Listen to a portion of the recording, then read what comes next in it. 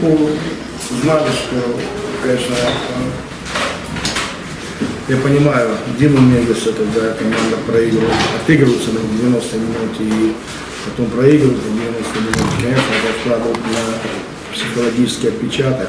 Хорошая команда у Вершины, хорошая, добротная команда, которая точно место за выживание не заслужит, но так иногда бывает. Поэтому нам, я уже сказал, что он сегодня был нетрудный соперник, он был очень опасный.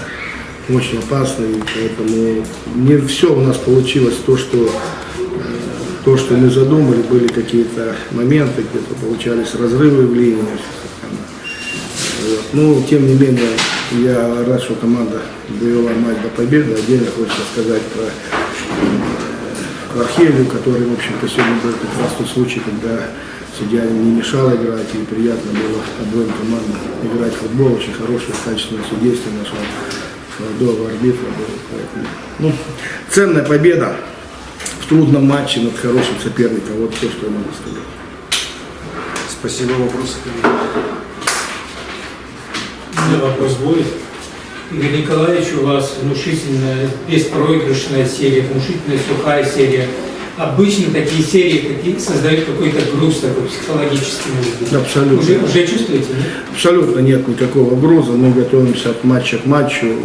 Хорошая команда, она, в общем-то, это команда, по большому счету, которой много-то говорить не надо. Они играют практически одним составом, может там 3-4 человека для ротации, не знаю, что делать. Ну, хорошо налаженная оборона, очень здорово выглядят центральные защитники, Леша Ильич Стойкович.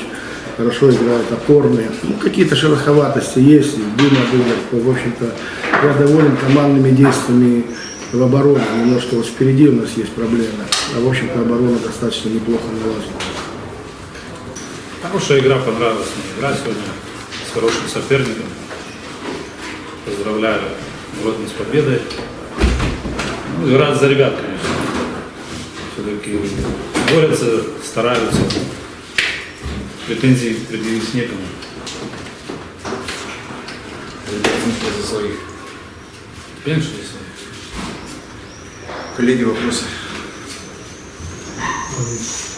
Дмитрий Валерьевич, вы говорите, некому предъявить претензии, а как можете прокомментировать вот эту чудовищную ошибку Грех, перечил гол? Вы же видите, у нас в каждой игре эти чудовищные ошибки. Что сделать? Значит, такой нефарт у нас какой-то есть в этом чемпионате. В каждой игре кто-то ошибается. Хотелось бы, конечно, чтобы ошибались. Будем стараться как бы, сейчас немножко и в поиске и центрального защитника.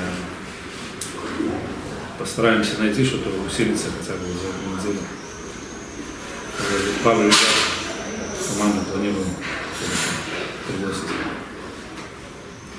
Прокомментируйте, пожалуйста, чем вызвано решение оставить на скамейке сегодня Ковеля, капитана, Глебкова?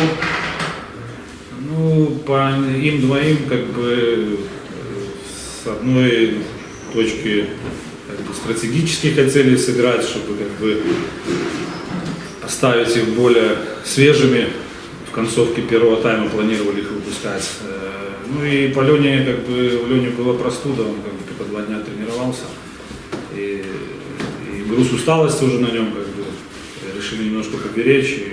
Планировали в конце первого тайма выпускать Леню и Сергея Глебко, и на второй тайм планировали Лебедева. Человек тоже уже в команду пришел и показывает неплохую игру, отношения на тренировках. План был такой, чтобы немножко даже как бы Гродно, чтобы привыкла в первом тайме к нашей игре, а потом немножко ее усилить.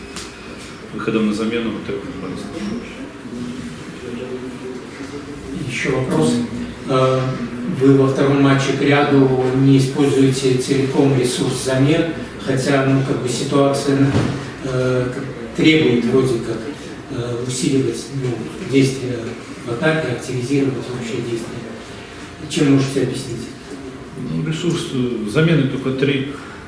Сегодня 2 используем? Как, 3. Грех. Грех же повреждение задней поверхности, поэтому и Дима Лебедев не вышел на поле, хотя был запланирован.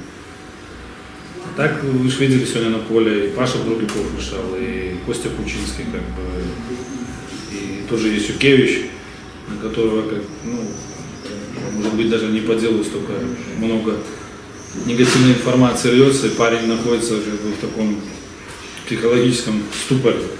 Ну, поговорили, как бы, парень готов играть, защищать сюда клуба, помогать нам.